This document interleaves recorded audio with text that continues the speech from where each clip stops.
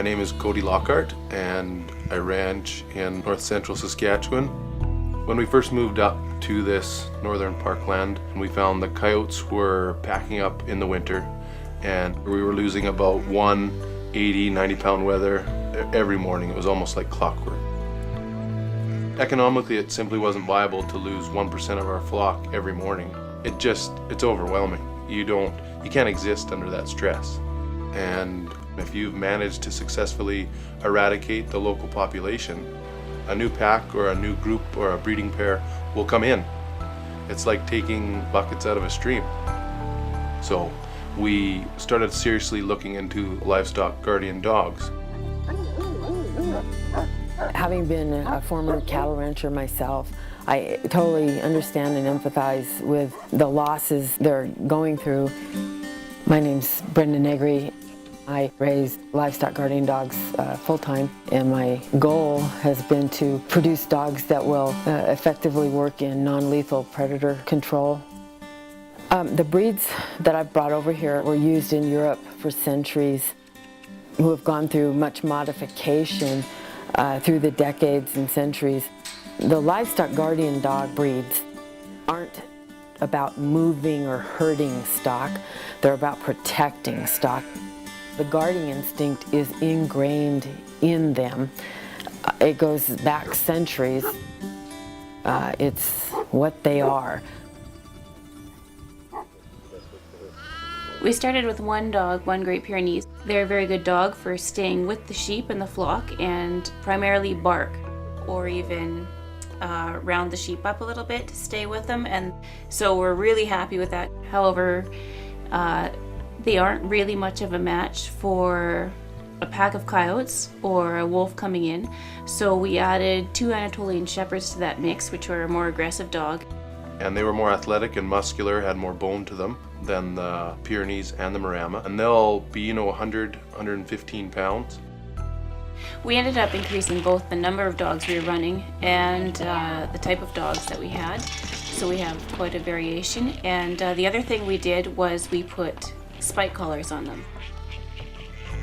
It really helps mitigate the pack interactions. So we felt we also needed to protect the younger dogs, especially as they grow up in the pack situation, and so things didn't get carried on too far.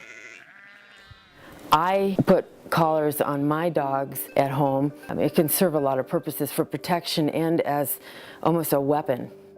They may even get cocky about it, but wearing the collar will definitely add confidence because they know they can't be hurt. Our ranch is located 15 miles southwest of Prince Albert National Park, where there is a resident protected wolf population. The Saskatchewan government ended up tracking 2 wolves within a half mile of our sheep.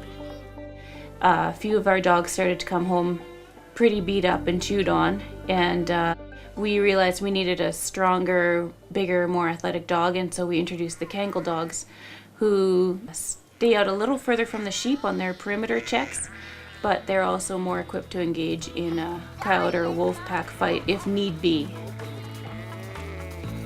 When you get a Kangal, they're the alpha in your pack. They're like an Anatolian on steroids.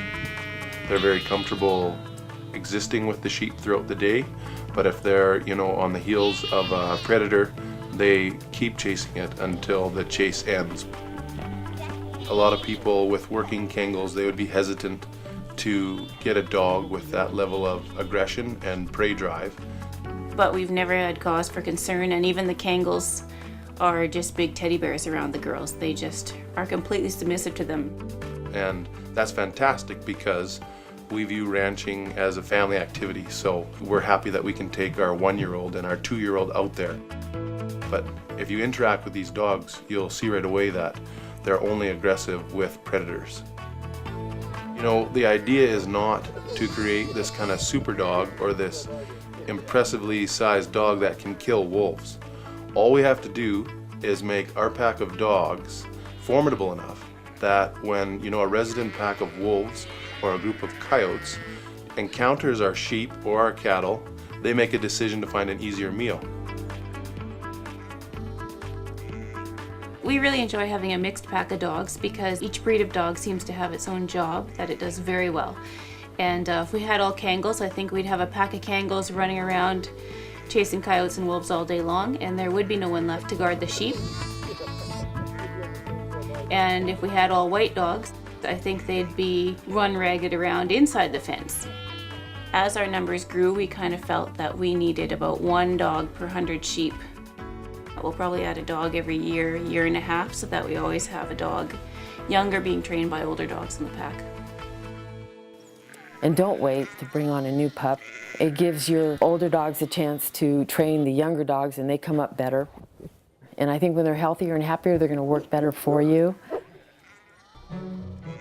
It's hard to watch them go when they're little. They have a life ahead of them that's going to include confrontation with predators, save livestock, and make people's lives a little easier.